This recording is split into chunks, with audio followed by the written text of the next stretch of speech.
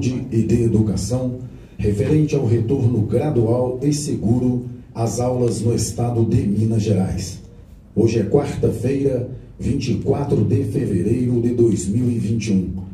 Estamos com o presidente da Associação Brasileira de Neurologia e Psiquiatria Infantil em Minas Gerais, médico Rodrigo Carneiro, com a médica pediatra, integrante da Sociedade Mineira de Pediatria, Carolina Caporusso, com a secretária de Estado de Educação, Júlia Santana, e com o secretário de Estado de Saúde, Carlos Eduardo, para quem passamos a palavra.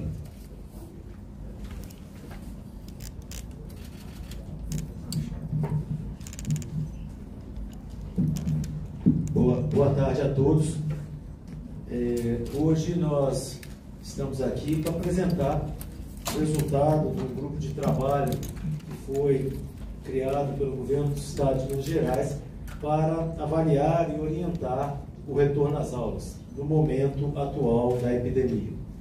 É importante nós contextualizarmos que em setembro de 2020, a Secretaria Estadual de Saúde, junto com a Secretaria Estadual de Educação, já haviam sinalizado que naquele momento nós tínhamos condições epidemiológicas que nós achávamos possível o retorno às aulas, mas que infelizmente acabou não se concretizando por vários outros fatores.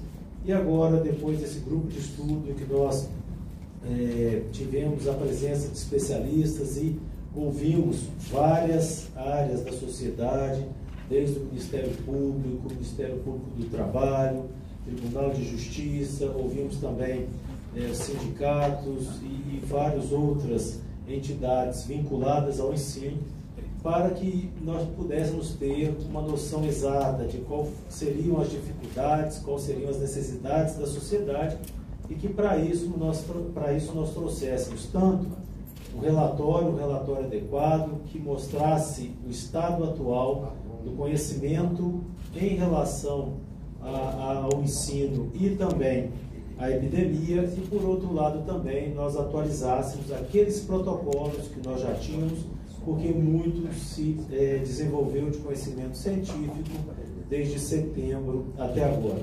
Eu trago aqui algumas projeções para que nós possamos ter essa ideia.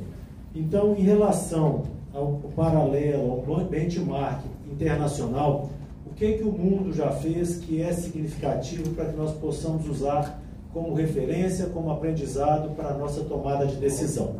A Austrália, ela teve 25 instituições de ensino que se mantiveram abertas durante todo o período, durante a primeira onda da epidemia, e foi possível perceber nesse estudo, nessa avaliação da Austrália, que a infecção secundária no ambiente escolar é incomum. O que isso significa? Que a transmissão no ambiente escolar de um estudante para outro estudante e de um estudante para um profissional da educação é incomum. Ou seja, nós não podemos achar que nós teríamos uma transmissão grande e severa. Na Inglaterra, nós tivemos um estudo que identificou surtos do SARS-CoV-2 nos ambientes escolares foram incomuns também. Ou seja, na Inglaterra nós também temos essa comprovação, e o aumento de casos esteve associado ao aumento da taxa de transmissão local. O que significa isso? Ou seja, os casos, quando nós vimos que nas escolas haviam casos a mais, esses casos eles não eram de transmissão interna na escola, de estudante para estudante ou de estudante para profissional.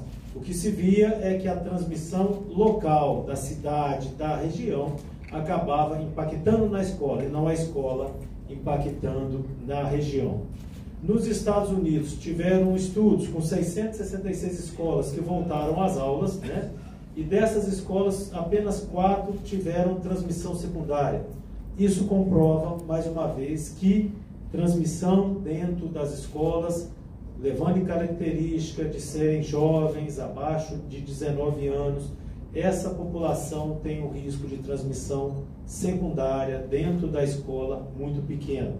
Em Israel, de todas as escolas que estavam abertas no país, somente uma escola teve um surto.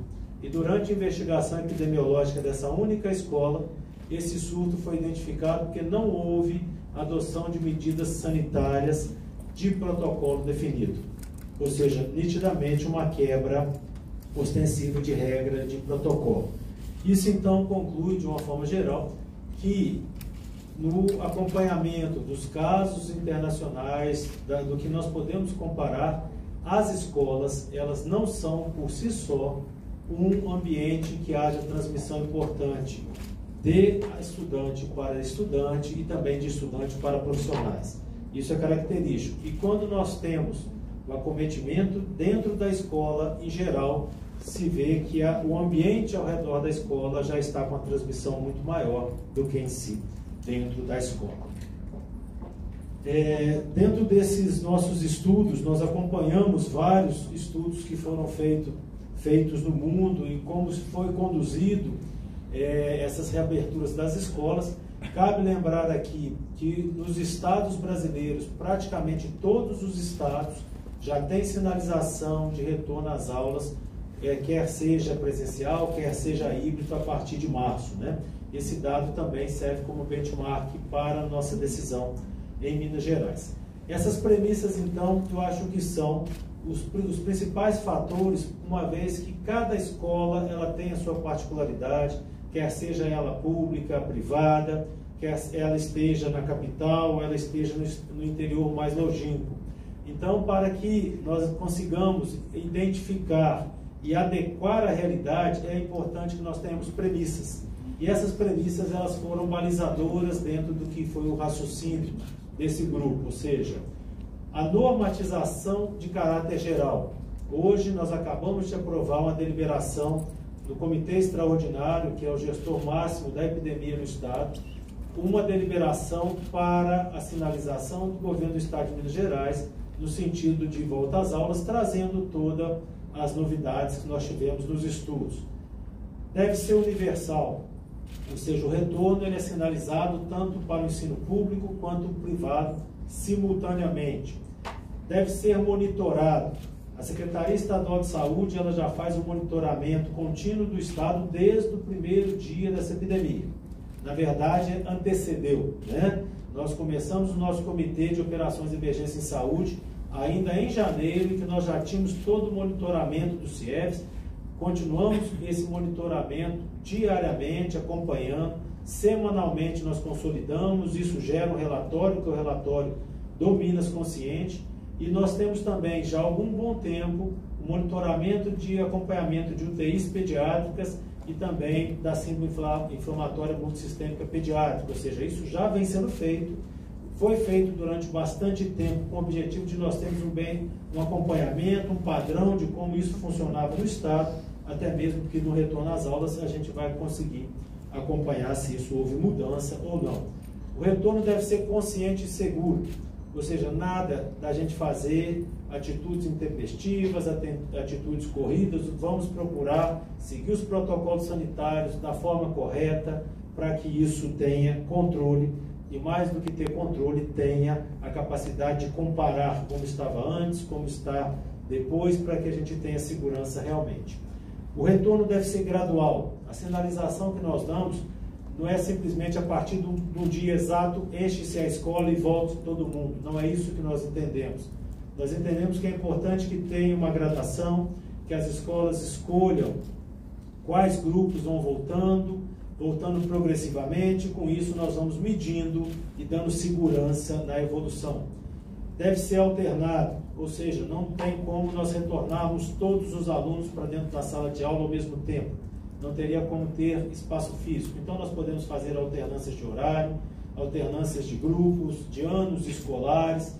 Então, com isso, é uma sinalização também para que os gestores, tanto das secretarias estadual e municipais, quanto também os gestores escolares privados, tenham isso como referência. Já é a sinalização que nós temos visto ao longo de todas as discussões. O retorno deve ser híbrido.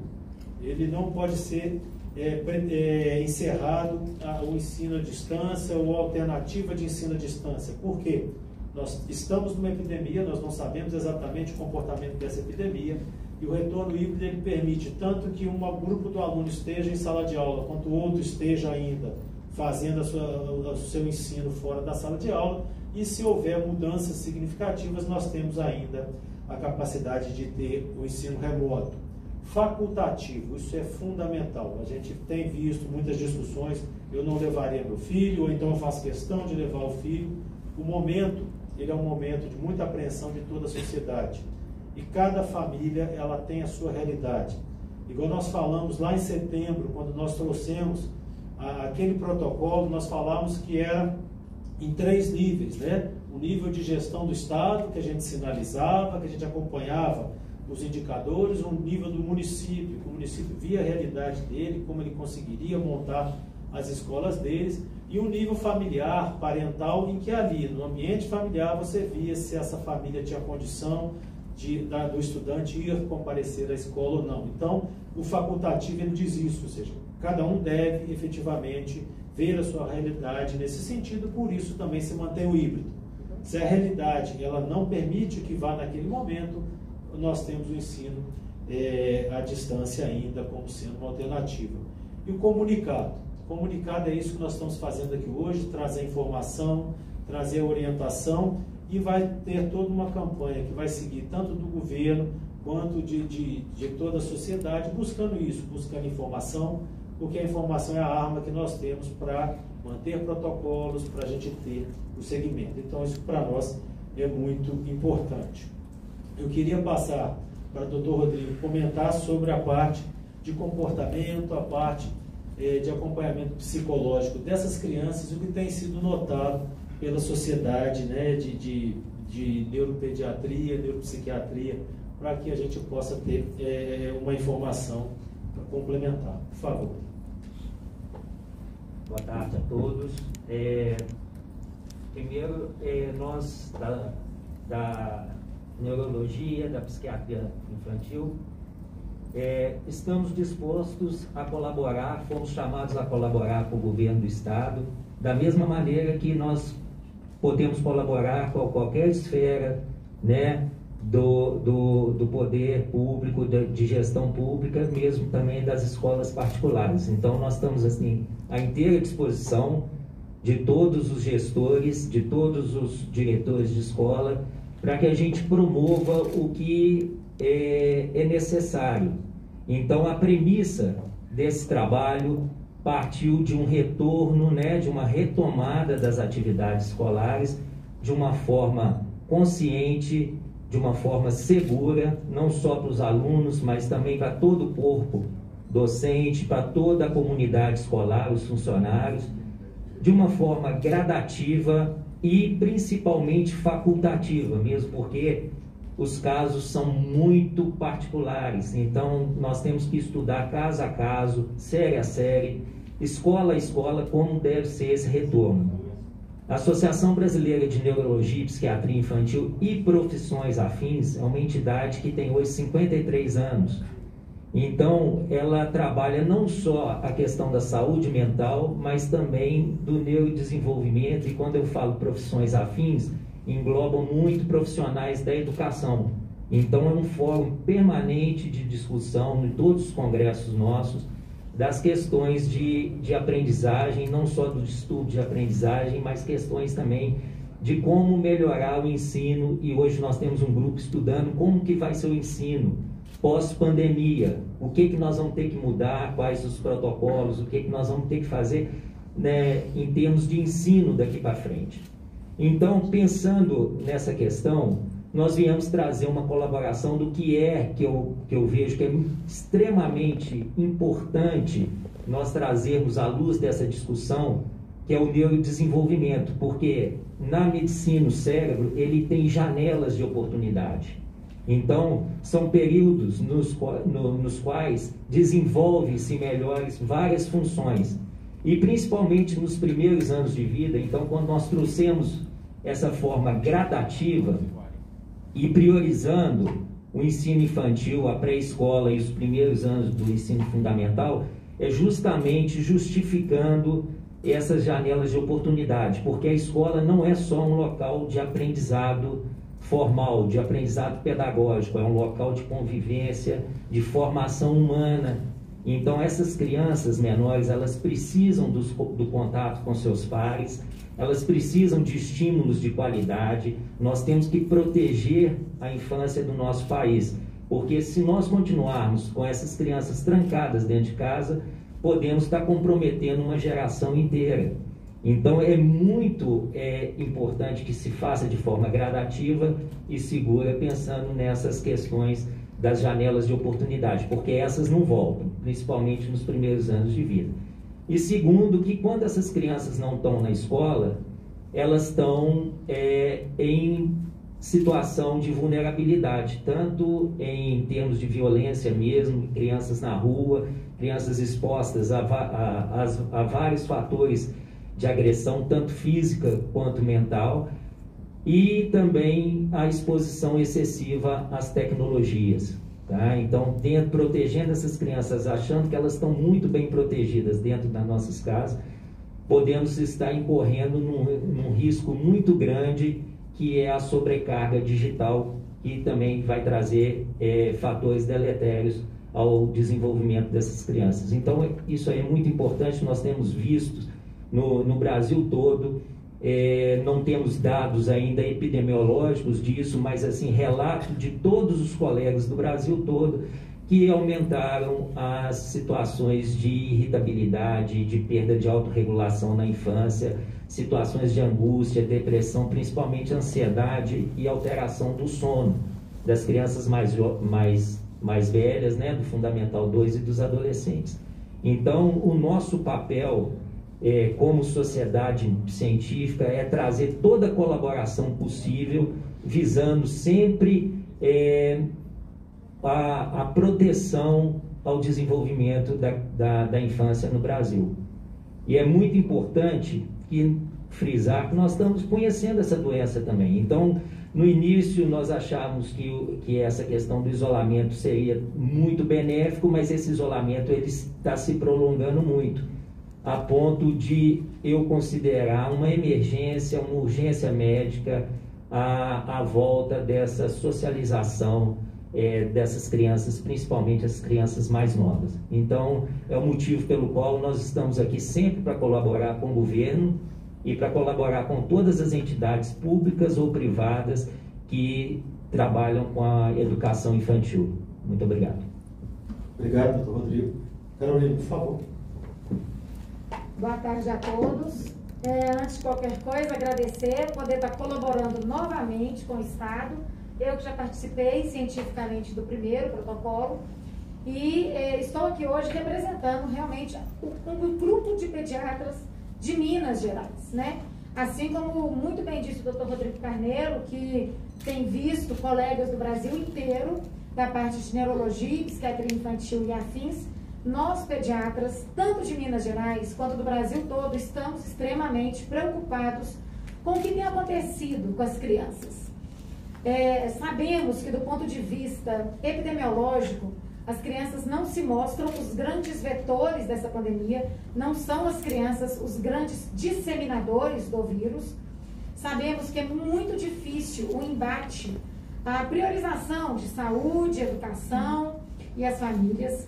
Por isso que nós estamos aqui também, enquanto pediatras, dispostos a colaborar, a ajudar em todas as esferas sociais, políticas, científicas, para que a gente consiga fazer um retorno de forma segura, tanto para as crianças, quanto para as suas famílias e os colaboradores da comunidade escolar.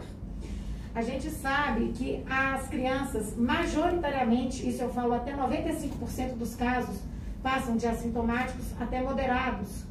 Raríssimos os casos que se agravam e a mortalidade ainda é bem menor do que 1%. Sabemos também que, diferente dos adultos, aquelas crianças que porventura se agravam são que já têm doenças pré-existentes muito graves. E claro que a decisão de mandar ou não mandar vai caber sobretudo à família com o auxílio do médico assistente. Isso a gente deixa muito claro, que aquelas crianças que têm algum fator de risco, Essas crianças, elas devem consultar o médico que já acompanha. As famílias têm que saber a necessidade do retorno, a necessidade de ir para a escola, para que seja feito em conjunto. Nada vai ser autoritário, nada vai ser uma coisa imposta, até porque nós estamos conhecendo o vírus, como o doutor Rodrigo disse. Inclusive, no primeiro momento, quando nós fechamos as escolas, em caráter temporário e extraordinário, foi pelo medo das crianças serem efetivamente os super disseminadores dessa doença, como elas são, para a rotavirose, para as influenzas e para as doenças respiratórias. Só que esse conceito vai mudando. Então, já tem estudos no mundo inteiro, alguns estudos aqui do Brasil, que mostram que aquelas crianças, sobretudo abaixo de 10 anos, elas têm uma menor carga viral, uma menor capacidade de transmissão da doença, e a transmissão domiciliar, ela, menos de 10%, ela começa pelas crianças. Por isso que é importante, e os danos mentais e físicos são absurdos, né? Por isso que a ideia é começar gradual, em bolhas, respeitando o que a família deseja, assim como que a escola e a comunidade local têm para oferecer. Os adolescentes, eles podem até ter um pouco mais de fator de aumento de carga viral e transmissão, mas são pessoas, adolescentes, já têm uma capacidade cognitiva do uso de máscara, lavagem de mãos, o que facilita o retorno também nessa faixa etária. Bom, era isso que eu tinha para dizer. Muito obrigada. Obrigado, doutora Carolina. Deixa eu só voltar para onde nós estávamos. Então, gente, nós temos um protocolo sanitário. Esse protocolo ele passa pela organização do ambiente escolar, desde metragens definidas, baseado em critérios de riscos, a critérios mínimos para retomada, ou seja, normas para o gestor, para os funcionários, limpeza, desinfecção do ambiente, espaços coletivos, ou seja, um protocolo realmente que é quase um checklist de adequação. Nós temos o programa de saúde na escola, que é aquele momento em que comunidade e ambiente escolar interagem para ver a segurança como ela está. Orientações para pais, responsáveis e alunos estão nos nossos protocolos. Orientação para educação especial também está no nosso protocolo, assim como orientações para o transporte escolar. Isso em Minas é extremamente importante. Nós temos municípios muito adensados, municípios que o transporte de uma criança ou de um estudante demora horas para chegar até na escola. É só para lembrar que a nossa orientação nesse protocolo é somente se pensar e se iniciar a partir do dia 1º de março e nas regiões que estão em onda amarela. Isso é o que nós entendemos, ou seja, não iniciar a atividade escolar em regiões que estão em onda vermelha. Caso haja um retrocesso para a onda vermelha, esse retrocesso é acompanhado de um aumento da distância linear e um aumento da metragem de referência, assim como o Minas Consciente preconiza.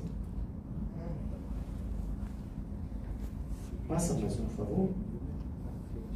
E nós temos também, dentro desse protocolo, no sentido de orientar toda a comunidade escolar, orientar as secretarias municipais de saúde, a avaliação de critérios de suspensão da aula baseada em riscos de surto.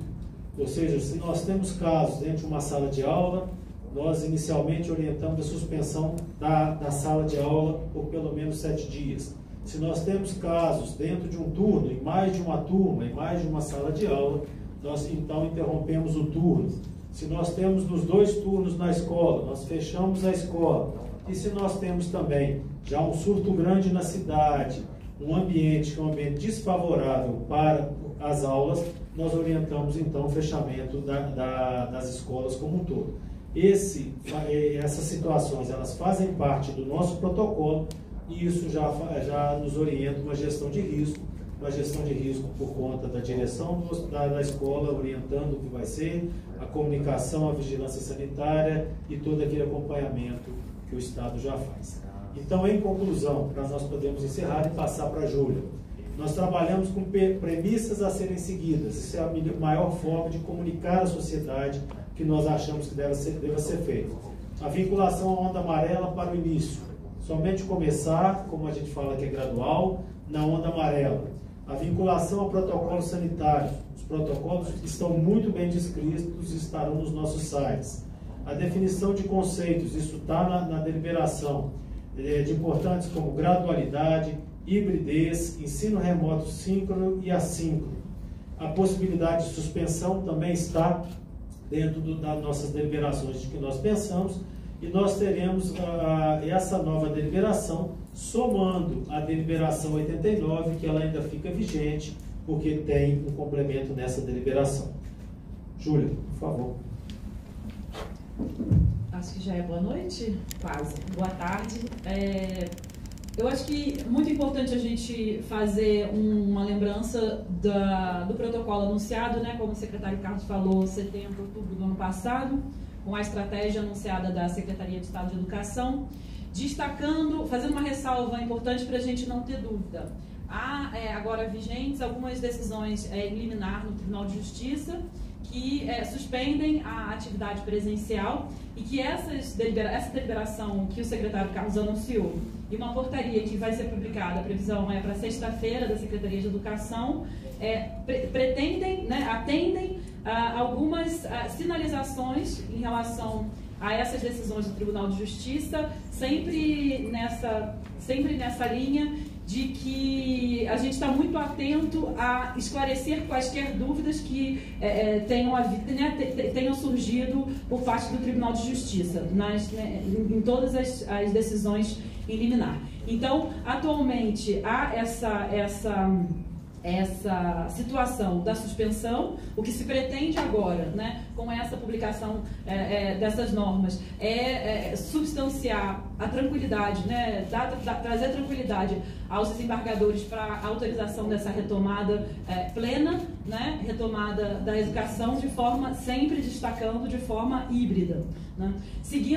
Acompanhando o que o secretário Carlos disse, para a estratégia da rede pública, né, então, lembrando como foi anunciado no nosso anúncio anterior, rede privada segue o protocolo da saúde, né, e tem a sua decisão individual, né, mas é importante destacar que há a situação da liminar vigente. Redes municipais, da mesma forma, seguem o protocolo da saúde, com uma sugestão nossa de que se acompanhe a estratégia da rede estadual de ensino, né? Destacando mais uma vez a portaria que vai ser publicada na sexta-feira visa atender a alguns pontos específicos sobre os quais eu vou falar agora, vou contar para vocês. O que a gente descobriu recentemente com a participação de muitas, né, associações, de muitos órgãos de representação nesse grupo de trabalho, né, e aí alguns dos que estavam representados aqui, o secretário Carlos falou, mas trazendo mais alguns, Ministério Público do Trabalho, Tribunal de Justiça, Defensoria Pública, Associação Mineira de Municípios, os inspetores escolares da rede foram ouvidos, o sindicato das escolas particulares e das escolas públicas, a Associação Mineira de Municípios, acho que eu já falei, um DIME, todos esses, né, as comunidades científicas também, os especialistas científicos em relação a essa situação. Foi um momento muito importante em que a gente chega à conclusão, a partir dessas apresentações, do que foi apresentado pelo secretário, que as consequências da não abertura são muito mais graves do que se não abrisse, né, se a gente não promovesse imediatamente esse esforço de uma abertura gradual, né, doutora? Então, o que se toma de atualização em comparação a setembro é a percepção de que a gente tem condições de fazer uma abertura já na onda amarela, né, secretário Carlos, com todo esse cuidado em relação a 1,5 metro de distanciamento, iniciando pelos anos iniciais. A estratégia da Secretaria de Estado de Educação também tem uma adequação em relação ao que foi anunciado no segundo semestre, justamente por conta desse ponto que os doutores colocam aqui, da extrema necessidade dos alunos mais jovens, né, dos estudantes menorzinhos, a estarem bem atendidos pela dificuldade extrema que a gente percebeu ao longo desse ano do vínculo com o professor de forma remota, né, doutora? Então, há essa decisão de retomada das atividades a partir, tão logo a Justiça nos autorize com esse atendimento que nós estamos fazendo, né? E a cada 14 dias haverá uma nova avaliação para a inclusão de demais anos de escolaridade. Se inicia, então, com a onda amarela, com 1,5 metro de distância, como foi colocado pelo secretário Carlos, seguindo também o que foi anunciado em setembro. Todas as ondas prevalecerá o ensino híbrido com alternância de semanas. Uma semana se fica na escola, outra semana se está em casa, para que o professor também possa atender né, os alunos que fizeram, as famílias que fizeram opção pela educação remota ainda. Iniciamos, então, com os anos iniciais, 14 dias depois, sempre na dinâmica do que é estabelecido pelo Minas Consciente, a avaliação da inclusão de novos anos de escolaridade, que a gente percebe que entendendo que vai funcionar bem, a segunda entrada é a conclusão dos anos finais, que é o nosso 9º ano, e a conclusão do ensino médio, que é o 3º ano do ensino médio. Né? Na onda verde a gente tem os demais anos de escolaridade.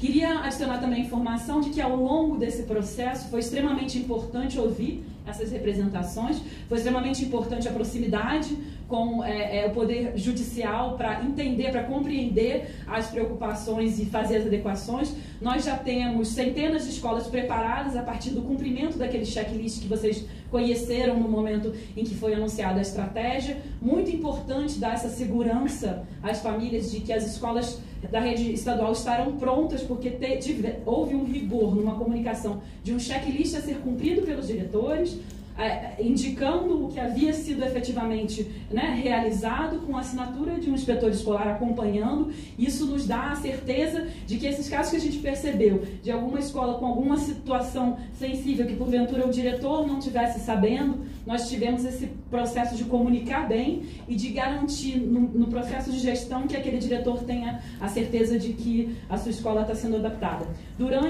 Foi adaptada. Durante o ano de 2020, foram descentralizados para as escolas estaduais 125 milhões de reais para as adaptações. Né? Todas as escolas agora que não estão prontas estão nesse processo de conclusão dessa operação.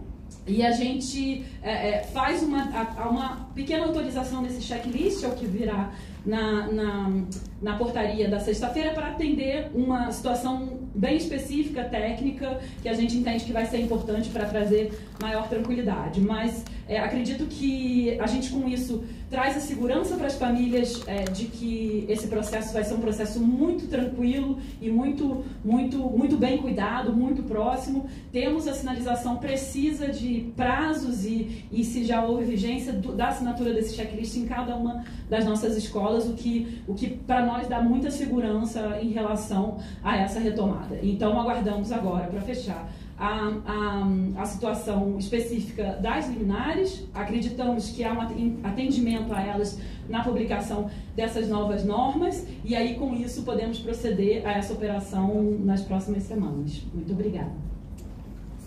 Iniciaremos agora.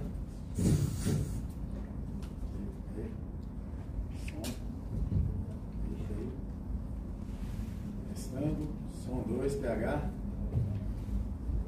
Ei. Iniciaremos agora as perguntas dos jornalistas aqui presentes. Gentileza dizer o nome do veículo de imprensa que representa. O microfone para as perguntas está localizado no corredor à direita de vocês.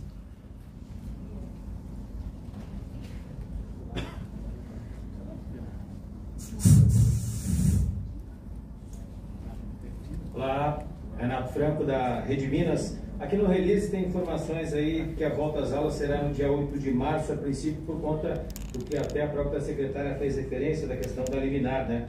E aí na sexta a portaria vai ser publicada com as normas e informações para que os desembargadores do TJ possam fazer uma nova análise para abertura, já que a liminar impede, né, essas aulas presenciais. A gente pode, porque todo mundo deve estar perguntando quando a gente for noticiar logo em seguida, quando, que dia a gente pode sinalizar em alguma data. E também isso para o secretário, para a secretária, e para o doutor Rodrigo. O senhor fez uma informação importante sobre as janelas de oportunidades para o desenvolvimento. Eu queria saber do senhor qual a recomendação que o senhor traz. A própria secretária falou que seria no começo com as crianças mais jovens, né? O senhor acha que seria melhor e mais indicado começar com as primeiras turmas, educação infantil, primeira série? Qual a sua orientação do ponto de vista médico, né? Obrigado. Secretária Júlia, por favor. Nós estamos muito confiantes em relação à decisão, ao atendimento, né, dessas sinalizações, foram sinalizações muito pontuais por parte dos desembargadores, de pedidos de clareza em algum dos procedimentos. Isso está sendo trazido nas portarias e a gente compreende que o Judiciário tem o seu tempo de fazer a avaliação disso. Mas o que eu posso dizer é que a gente está muito otimista, sim, em relação ao atendimento disso e o retorno quanto possível, quanto antes. Primeira semana de março?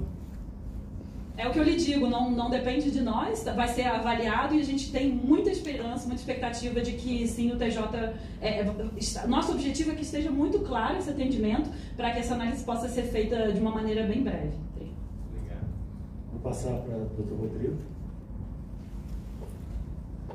Obrigado pela pergunta. É extremamente importante frisar essa questão. Nós, como comunidade científica, a gente traz uma colaboração e um entendimento do que ocorre com essas crianças. Tá? Então, essa decisão é uma decisão tomada por um grupo de estudos, dos quais o que a neurologia, a psiquiatria trazem de informação que esses primeiros anos de vida, a criança precisa de ter experiências motoras, experiências táteis, ela tem que deslocar, eles são exploradores natos do ambiente. Tá? Então, em ambientes muito restritos, em apartamentos, em casas, às vezes em um quarto, porque uma família grande tem que trabalhar, os pais estão em home office, então essas crianças elas ficam muito restritas e o tempo está se prolongando. Então é a colaboração que nós trouxemos, de tentar iniciar por esses anos, por turmas menores, obviamente com consentimento dos pais, um estudo de adequação de cada local, conversa com o corpo docente, com toda a comunidade escolar, para que promova não só o retorno dessas aulas, mas que esse retorno ele seja contínuo e não toda hora paralisado. Então, isso que a gente quer trazer um ambiente saudável para o desenvolvimento da infância. Justamente isso que o Dr. Rodrigo falou, ou seja, a idade e o desenvolvimento da criança é um dos fatores que nós levaremos em consideração, principalmente a Secretaria de Saúde, para a definição das turmas, como elas serão feitas.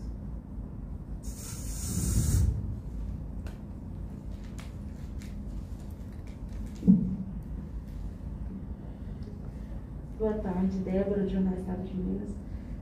A nossa pergunta é com relação aos municípios de Minas Gerais que já abriram, que não são filiados, né, ao Plano Minas Consciente. Se vocês têm um controle em relação a isso, se tem uma análise de onde já houveram essas escolas abertas, se isso está sendo analisado, se tiveram casos de coronavírus, como que essas cidades elas estão lidando com esses casos, e também se há um balanço de quantas escolas do Plano Minas Consciente que poderão abrir agora na onda verde e na onda amarela, se existe esse balanço, esse número de como que esse novo protocolo vai abranger, o quanto que ele vai abranger, quantos alunos, quantas escolas, se isso existe. E também com relação ao distanciamento entre as escolas, entre os alunos. Tem salas de aula que são maiores, salas de aula que são menores. Como que fica esse cuidado com relação ao distanciamento com os alunos? Débora, nós temos acompanhamento muito fino em relação à operação dos municípios e é extremamente importante estar atento a esses municípios que estão iniciando para ver as correções de rota, né?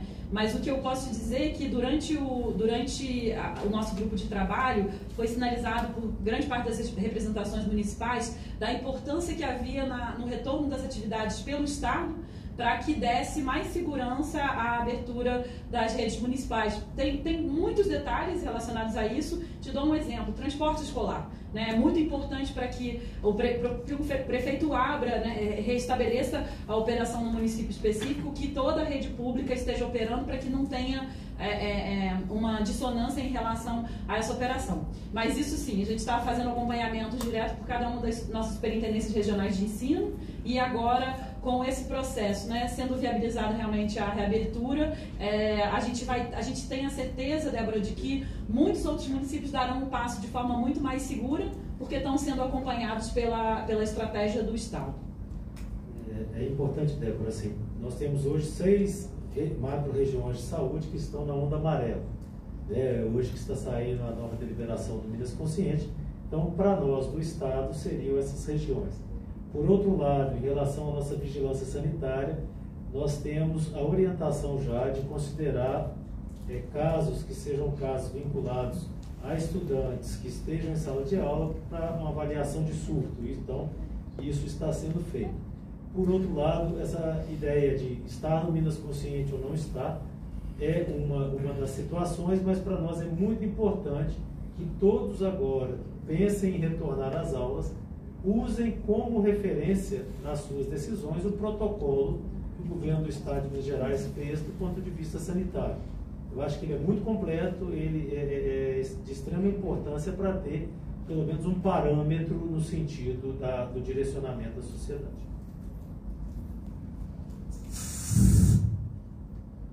Gente, Juliana Perdigão da TV Globo. Primeiro, secretária, a volta dos funcionários e dos professores também está condicionada à decisão liminar? Ou eles já vão ter que voltar no dia 8 para algum tipo de trabalho, preparo na escola? E para o secretário, eu tenho duas perguntas que são fora da questão do protocolo, mas que eu preciso te fazer, que é o seguinte: a gente tem informação de que o Estado aumentou o pedido de cloroquina comparado a 2019, e a gente queria saber por qual razão. E também, uma outra questão é se o Estado controla como essa cloroquina está sendo usada pelos municípios. Juliana, né? Juliana, sim, a operação das escolas já é realizada, né? A gente já tem gestores escolares fazendo todo o processo de preparação das unidades escolares, então eles estão autorizados desde o início da nossa operação da atividade híbrida, remota, inclusive para fazer o processo de distribuição do material, mas sim, a autorização de retomada dos profissionais presencialmente nas escolas depende, sim, dessa decisão judicial. Juliana, em relação a medicamento, esse tipo de medicamento ele está na farmácia básica, que é a farmácia municipal. Então, como que é feito isso? Ou seja, a farmácia municipal ela faz a requisição ao Estado, o Estado consolida e repassa para a União.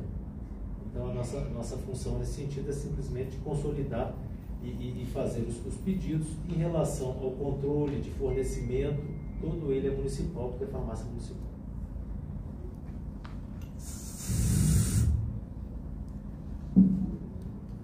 Cléber Ribeiro, Itatiaia. Secretário, em relação ao protocolo para os professores, há uma idade limite, por exemplo, 60, 65 anos, grupo de risco, como que isso vai ser classificado?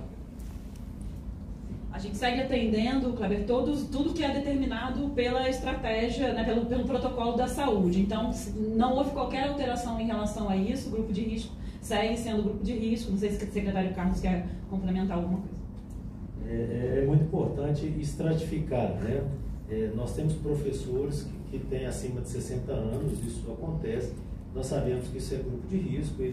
Quem está acima de 60 anos vai ter preferência de vacinação dentro daquele grupo. Nós já estamos com 90. Hoje a vacina que está chegando será de 85 para cima e uma parte já de 80 para cima. E rapidamente nós teremos acima de 60 anos e existe também professores que têm doenças associadas. Esses professores que têm doenças associadas, que estão em grupo de risco, num primeiro momento eles entram de uma forma geral em grupo de risco, nos orientamos a evitar a aglomeração.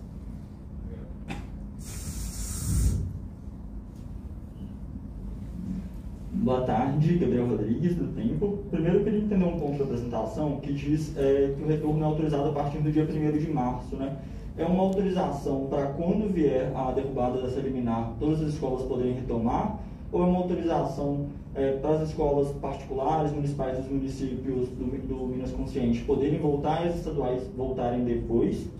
Também queria entender um outro ponto. Quando a gente falou da retomada das aulas em 2020, seria em princípio para os municípios que estavam na onda verde, né? Agora os da onda amarela também podem.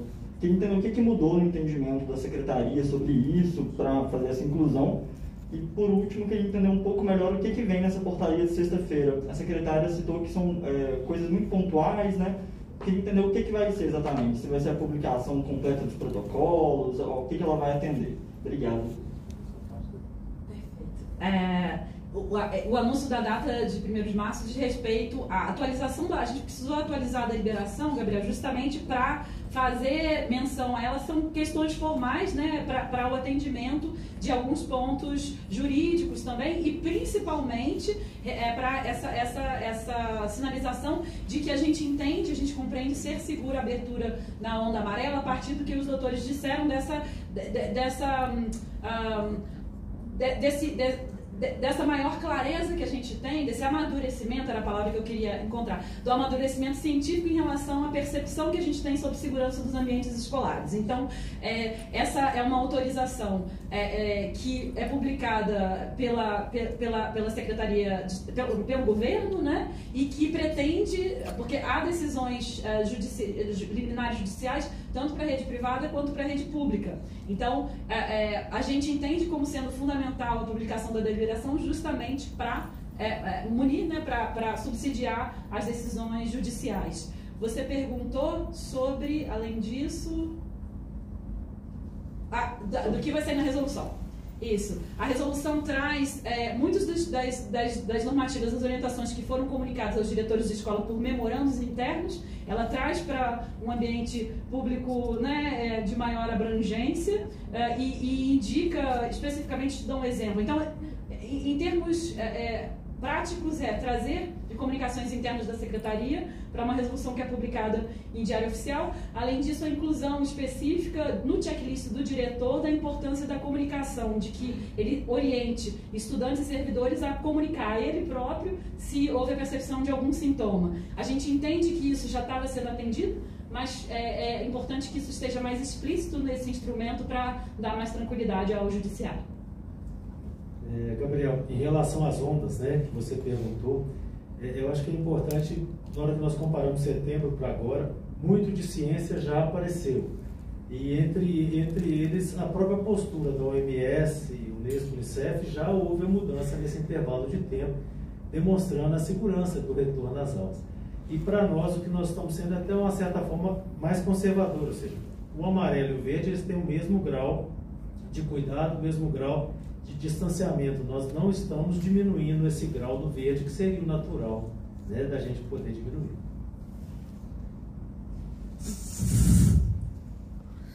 Oi pessoal, aqui é Mida Record. Da secretária, eu gostaria que ela pontuasse para a gente, por favor, quais são as principais diferenças do protocolo anunciado no ano passado para este de agora. Já do secretário, eu gostaria de uma fala sobre a identificação da nova variante do coronavírus em Uberlândia. Quais são as ações que o governo vai fazer para poder blindar os outros municípios, até porque a gente está acompanhando essa retomada, né, a abertura cada vez maior dos setores e agora, inclusive, das aulas. Obrigada.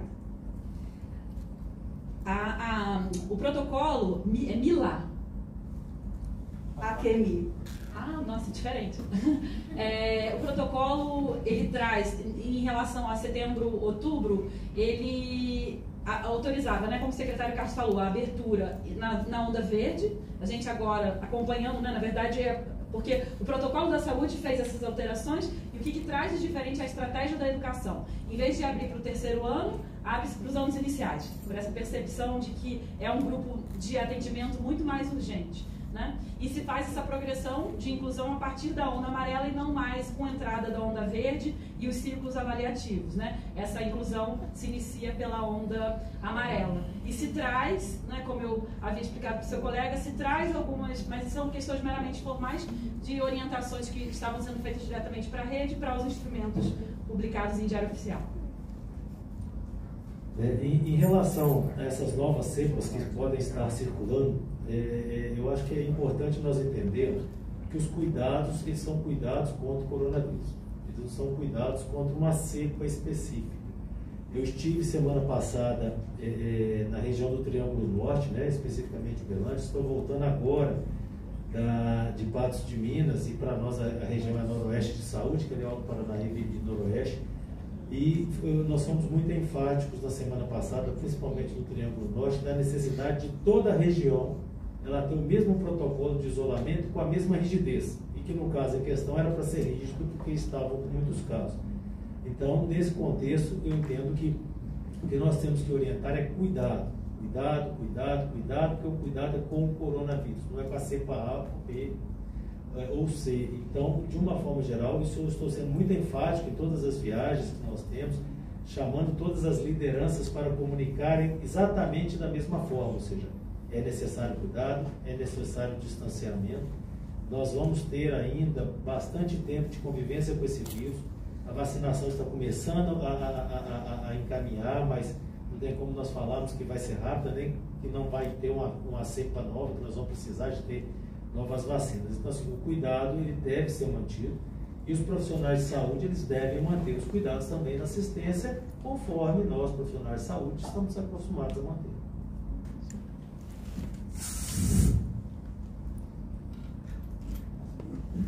Boa noite, Pedro, da Rádio Band News. Eu queria fazer uma pergunta para a secretária, porque durante a apresentação você falou sobre um checklist que as escolas teriam que apresentar para poder mostrarem que estão prontas para abrir, tanto que a secretaria liberou uma verba de 125 milhões de reais. E aí você falou que dessas escolas, as que não estão prontas, elas estão em atualização. E aí eu queria saber quantas escolas hoje estão prontas para receberem os alunos de volta, quantas ainda estão em atualização, o que está faltando, e se essas escolas que ainda estão preenchendo esse checklist, elas têm um prazo para se regularizar. Perfeito, Pedro, agradeço muito a sua pergunta. Nós temos precisamente 713 escolas prontas. Essas escolas foram escolas que inicialmente estavam na onda, né, da abertura pelo terceiro ano, então são escolas nossas que têm o terceiro ano. Agora a gente vai precisar atualizar, porque as escolas que têm anos iniciais, né, que vão precisar fazer, você entende? A gente não tinha necessidade de uma escola exclusivamente de anos iniciais estar com o checklist pronto lá atrás, porque ela não iria abrir, agora ela vai abrir. Então, esse é um dos motivos porque esse número, né, é de 713 e não traz a totalidade das escolas. Um outro ponto importantíssimo é a sinalização dos diretores da necessidade de que esse ajuste seja feito muito perto da autorização realmente de abertura da escola, para que a gente evite qualquer risco de mau uso do recurso público, vandalismo, alguma questão relacionada a isso. Então, a gente está num momento agora de saindo, né, tendo autorização, prever isso muito discutido internamente na rede também, prever um período, essa escola só pode iniciar as atividades realmente com o checklist cumprido. A gente entende que esse checklist é muito mais um instrumento de comunicação, de amparo a esse diretor, né? Porque muitas vezes o diretor acha que está fazendo correto, não sabe se está fazendo correto. Então, a gente traz para a gente essa responsabilidade de que com esse detalhamento ele tenha tranquilidade, e agora a gente faz um procedimento todo de, não há nenhuma questão relacionada à falta de recurso financeiro. Há um outro tema também importante que é, como a sua colega perguntou, Juliana, havendo autorização da retomada dos professores e dos demais servidores do Estado, né, que trabalham na escola, haverá mais condições também de dar maior celeridade à preparação dessas escolas. Então, tudo isso está sendo preparado para a gente garantir, né, que seja feito a tempo e que não haja desperdício de recurso público também. Faremos agora a última pergunta desta entrevista coletiva. Contamos com a compreensão de todos. Boa noite, João Henrique do Vale, da Rádio 98. Primeiro, secretária, eu queria ouvir de você, a gente sempre falando dos anos iniciais. A gente tem quais são as séries ou a idade desses alunos que vão retornar, né, nesse primeiro momento. Segunda pergunta é sobre como é que está a conversa com os professores, os sindicatos, porque a gente viu, por exemplo, em Belo Horizonte, hoje mesmo nós tivemos protestos e os sindicatos já aprovando o estado de greve caso volte às aulas presenciais. Queria saber como é que está essa conversa, e para o secretário Carlos Eduardo a questão da prioridade de vacinação para os educadores. A chance de ser adiantado para os educadores serem vacinados anteriormente? Ia estar na parte da minha resposta, agora eu vou deixar para você.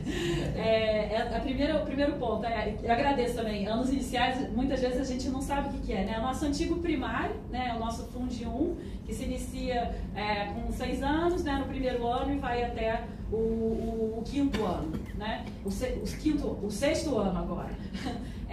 Então, por que a gente não fala, João Guilherme, né? João Henrique, por que a gente não falou, João Henrique, eu especificamente, de educação infantil? Porque a nossa rede não tem educação infantil, né? Porque ela é ofertada pelos municípios. Mas a gente compreende que, autorizando, né, que executando o início dos anos iniciais por nós, o município virá com a educação infantil e a rede privada também. Sobre a participação do sindicato, a gente teve a participação do sindicato no grupo de trabalho, foi muito positivo e muito importante essa sinalização, compartilhar nas questões relacionadas a essa clareza sobre infraestrutura de escola. A gente vem percebendo que a infraestrutura das escolas, né, com esse processo todo de melhoria, mãos à obra na escola, todos os investimentos que a gente tem realizado, a situação de infraestrutura e essa comunicação com os diretores também vem sendo mais bem compreendida, né? E entendo que agora a principal preocupação seja relacionada à vacina, assim, a gente destaca que já é o grupo preferencial, mas o secretário Carlos vai trazer mais informações. João Guilherme, nós temos aquela sequência que já é uma sequência definida. Os professores, eles estão dentro dos grupos prioritários, né?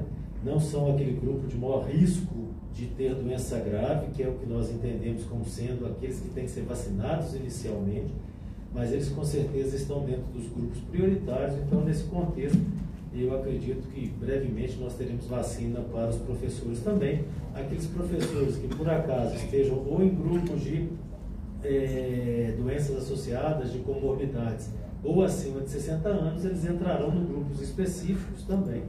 E eu, por outro lado, eu entendo que é importante a gente lembrar que vacinar os professores é importante, eles são prioritários, mas eu não vejo um condicionamento entre retorno às aulas e vacinação dos professores, assim como eu não vi nenhum condicionamento da assistência à saúde com vacinação dos profissionais da saúde, né? Nem do transporte. Então, eu acho que é importante a gente ter uma separação.